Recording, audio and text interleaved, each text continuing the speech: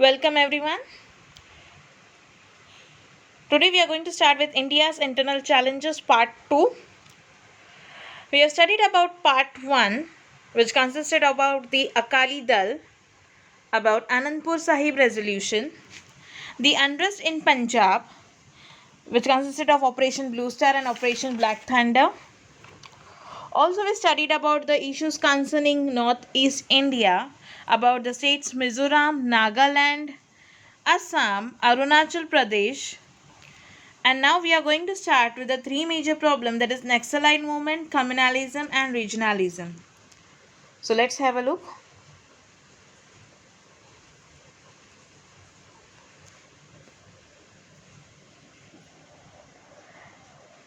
The Naxalite movement started at Naxalbari district in Darjeeling in West Bengal. If you see over here towards your right hand side, I have marked the Darjeeling district on the Indian map. The Naxalites organized small landholding farmers and land laborers and took charge of their lands, put up red flags, and declared that the area as free territory in 1967. All those movements that took inspiration from this rebellion are called Naxalite movements. Now, the movement had its own objectives of establishing action committees to raise a voice against the exploitation of farmers by the landlords and confiscate the land of the landlords and distribute it among the tenants. Later, the movement strayed away from its objective.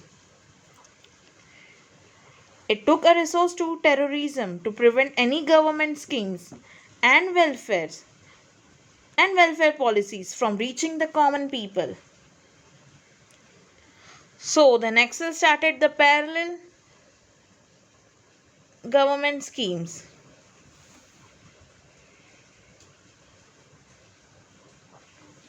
By rejecting the democratic system. This made the Naxalism a serious challenge to India's internal security.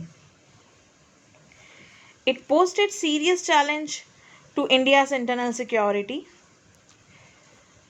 Later, the movement spread to the East Godavari in Andhra Pradesh, that is a part of Vishakhapatnam, then Karimnagar in Telangana, Adilabad, Bastar, Rajdangaon and Sukma in Chhattisgarh, Gadchiroli, Bhandara, parts of Chandrapur in Maharashtra, Balghat and Mandala in Madhya Pradesh, and Koratpur in Odisha. So this spread it in the states of Odisha, Chhattisgarh, Madhya Pradesh, Andhra Pradesh, Telangana, and Maharashtra. In order to maintain the influence, the Naxalite established an organization called People's Liberation Guerrilla Army, PLGA. So you can see the symbol of PLGA, and this conflict is still going on in India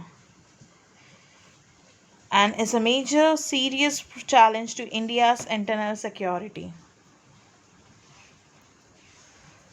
Now I'll start with communalism.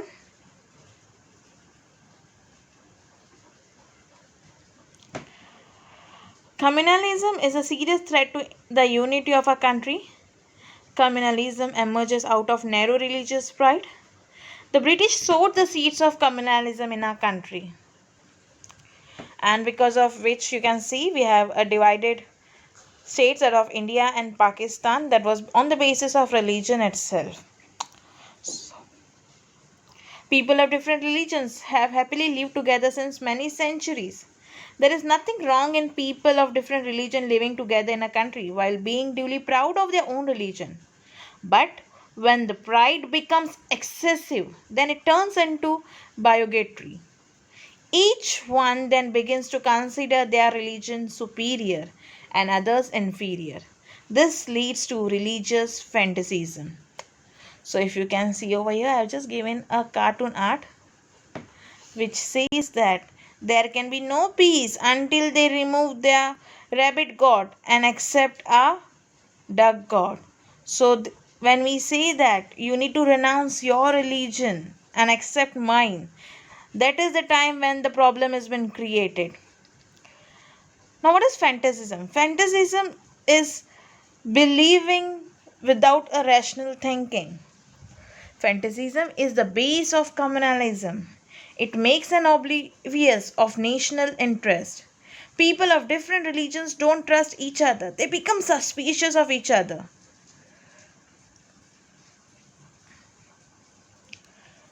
Compatriots following different religions are looked as enemy. Even commensality or coming together on festivals becomes rare. As a result, it becomes difficult for everybody to come together and get organized for their demands and rights as a citizen. Fantasism makes the perspective of looking at events and people prejudiced.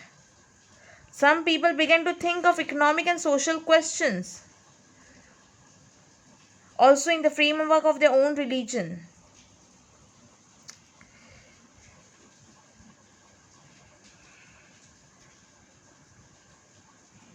They began to believe that they are being treated unjustly.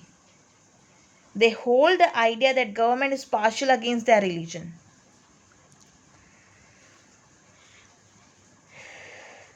And this takes place of riots. And you must have seen what happens in riots. We burn the buses, we burn the public property, and finally, who is in loss? It's we. So hundreds of innocent people are killed. Public property worth crores of rupees is damaged. Public peace is destroyed. Due to the bitter memories of the riots, people are estranged from each other and mutual trust receives a setback. Trust between people is the basis of coexistence. If trust breaks, social unity receives a blow. How can national unity be achieved without social unity? Hence, it is necessary that we all counter this religious communalism with all our strength. For this, we should mix with people of different religions. We should accept the good practices and ideas of each other. We should be able to look at and understand our economic and social problems rationally. We should not mix these questions with religion. We should search for the economic, political, or historical reasons that are responsible for disturbing religious harmony. This is the only way to put an end to communalism and strengthen national unity. So, these are real life lessons you can say that we need to accept each other's religion. Now, coming towards regionalism. Now, regionalism, we have normally heard about this in movies. The person comes from small town.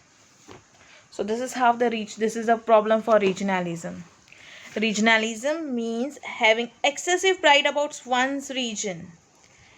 It is one thing that to introduce oneself as a Bengali or Marathi person. But if I think that because I am a Bengali or Marathi, I am superior to others from other provinces, it can be termed as excessive regional pride. The love for one's province turns morbid due to this kind of excessive regional pride. It is natural to feel love for one's province, but it should not become abnormal. Regionalism thrives on regional imbalance in development.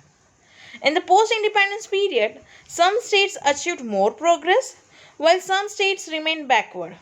For example, states like Maharashtra, Gujarat, Punjab, Tamil Nadu developed economically and industrially, whereas states like Odisha, Bihar, Assam remain undeveloped economically and industrially.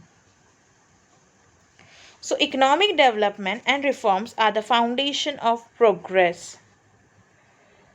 As a result, the states that develop economically can achieve progress in other areas like education, health, and culture.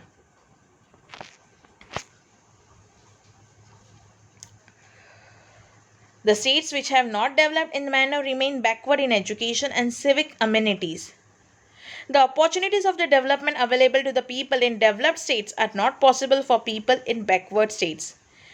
They are harassed by problems of education, backwardness, unemployment, poverty, etc. They begin to think that they are being cheated.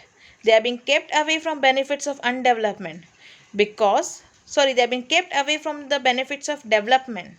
Because of this, the understanding between states is broken. This in turn has a negative impact on national unity.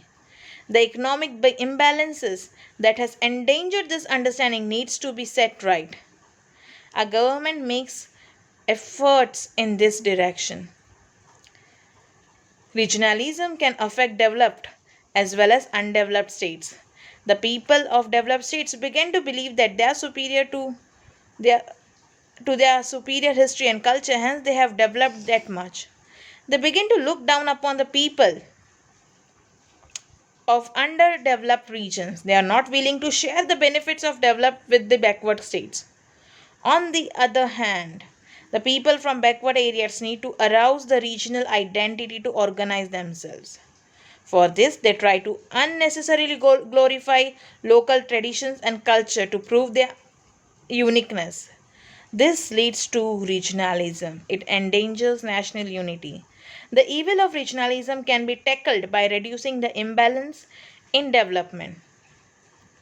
So now we have studied about the few challenges that India is facing. Apart from this, there are several problems like overpopulation, cleanliness, agriculture, housing, and food. We are trying to overcome this and move forward. We are progressing steadily. In the next chapter, we shall learn about progress in economic field. I hope this was very helpful to you.